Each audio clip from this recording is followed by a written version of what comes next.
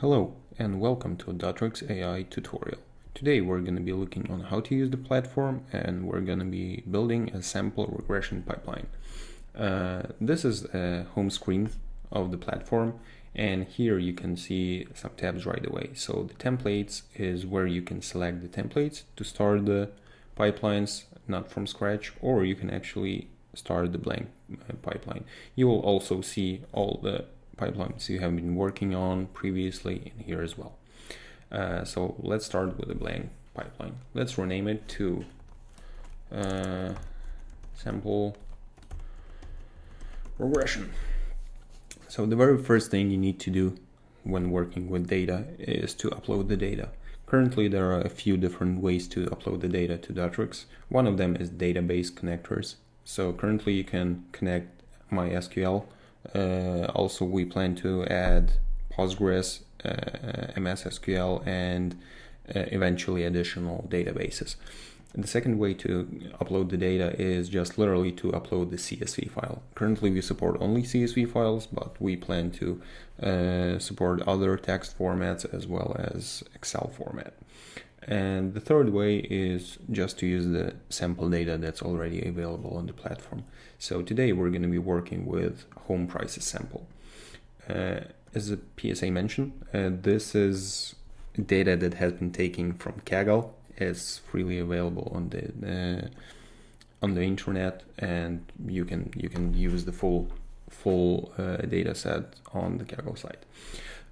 So very first thing would like to do is have a look at the data. So when you have the brick selected, you can put a checkbox next to an output and actually see what the data looks like. So here we see that this is a tabular data. It's highly structured. You have the column names and the column values here. Also, you have some summary data on the columns if you would like to explore what the values and distributions look like. We see that, for example, we have the ID. ID doesn't quite make sense to be fed to the machine learning algorithm because the order doesn't make too much sense, and the algorithm will just memorize the IDs of the houses instead of trying to find the patterns in the data. And just for the sake of it, we're trying to predict the sale prices of the home, and the data we have is the name of the neighborhood, the year when the home was built, the material of the roof, the above ground living area, and year when the house was sold. So as we mentioned, the ID doesn't make too much sense. So let's look at this this brick, which is called filter columns. We're going to connect the data output to the data input of this brick, and we're going to filter out the ID, and let's also actually filter out the neighborhood for the sake of it, and uncheck this box. If the checkbox is selected, we will select the columns we want to keep. If it's unselected, we select the columns we would like to drop. There are actually some tooltips next to the settings of the brick, so feel free to read them. Maybe they will help you figure out what actually should or should not be done. There are also additional pre-processing bricks. So for example, rename columns is what it actually sounds like. You are able to rename the columns. The filter rows allows you to filter out some data, basically filter out the observations. The split data allows you to split one data set in two subsets of it. We're going to actually use it a bit later. Add new columns allows you to add additional columns with some values. Data aggregate allows you to aggregate the data based on the values of some columns. Join data allows you to join different data sets, like you do that in SQL. Union data allows you to just unite two data sets. Missing value treatments is actually what we're going to be using next. So we connect again output to input, and here we see the handle missing values button. We click it, but actually it says please click run button to see full data. It makes sense because we need to run all previous bricks to figure out like what actually the data looks like and what data is missing. So we see that, for example, roof material has 3 missing observations. There are different ways to treat those, or you can just click auto suggestion. So auto suggestion says like, hey, fill with custom value, and this is most likely the value that is most seen in the data. So we're going to use that and close this. The next thing we're going to do is, again, we're going to do some data pre-processing. So there is a brick called one-hot encoding. So if we would look at the data here, we can see that, for example, the roof material is comp SHG. This actually would look just like letters to the machine learning algorithm, and machine learning algorithm would know what to do with it. What one-hot encoding actually does, it transforms the different categories into numeric variables that can be easily consumed by the machine learning algorithm. So if we take the roof material and encode it, let's press run and have a look at what comes out. So if we look at the output, you can see that the text string is gone, but now, like for all different roof material types, we have the binary data, and this data is way better to be consumed by the machine learning model. So let's actually do that. Let's start building the model. So as I mentioned, let's split the data. We're going to be splitting it for the sake of testing how the model performs on the data it hasn't seen. So we're going to reserve roughly 10% of the data for the validation, and let's shuffle it for the sake of it. So the next thing we need to do is select what model we're going to build. We're working with regression, so we're going to pick one of the regressors.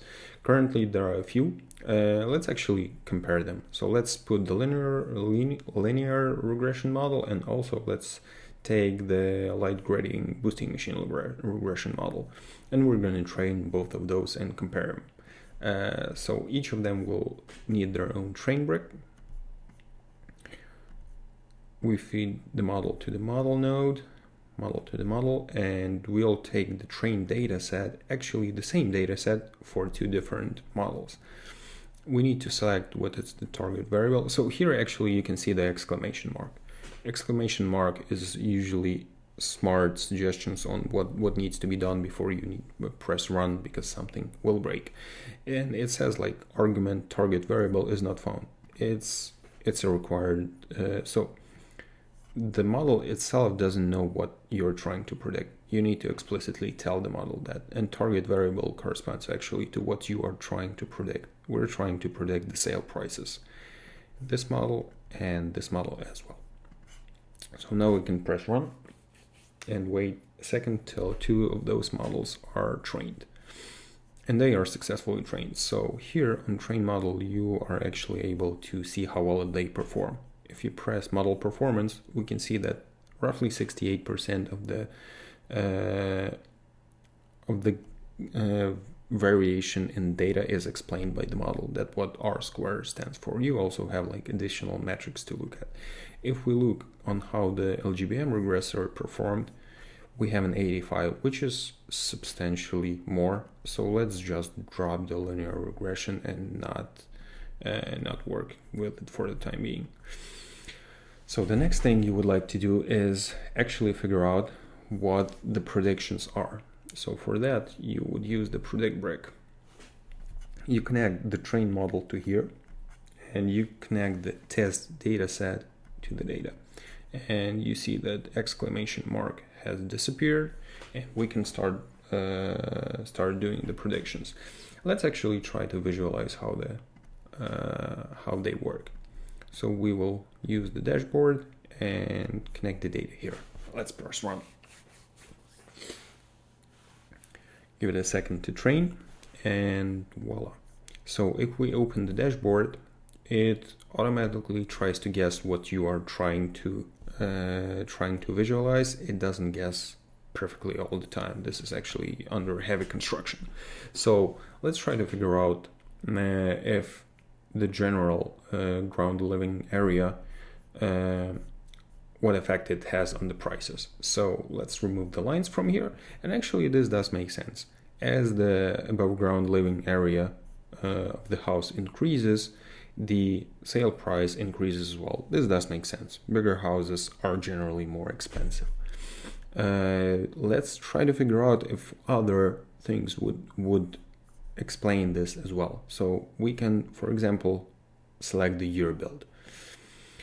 But that's not too amazing. Like, we have quite a few different colors here, and it's kind of hard to see what actually happens. So let's actually do one more thing. And here in preprocessing, we can add the new column. So what we would do is connect the data here. In add new column, we will take the year built and figure out if that is actually above 2000. And if the home is built after year 2000, we'll call this column is new. And then we'll try to visualize that data. So press run again, wait for all the pipeline to finish. And if we look at the predictive dashboard right now, we put the above ground living area as an x-axis, and then we can select is new column to be grouped by. And we see a slightly more understandable visualization. And it actually does make sense, because the houses that are newer are usually more expensive than the houses that are older, even if they have the same area. So this is like a quite simple but quite neat way to visualize your data right away. One more thing I'd really like to mention is actually you can start using this model not only inside this platform, but if you click on the train model brick and click on the model info, it actually tells you that you have the API for this model right away. So this is the address of the API, and this is how the data that you would post to the API would look like, and you can get the predictions right away. So if you would like to integrate this specific API in your current infrastructure, you already have the API ready for you. In future, we plan to be able to download this model as well and put it on your infrastructure. Currently, it's only available through the API. And one more thing that I'd like to show you, that actually every input or output, including the predictions from the model, can be downloaded. So there is this download button. You press it, and you can see the data is downloaded in CSV format. I believe that is it for now. We would really greatly appreciate your feedback, and feel free to use our platform. Thank you.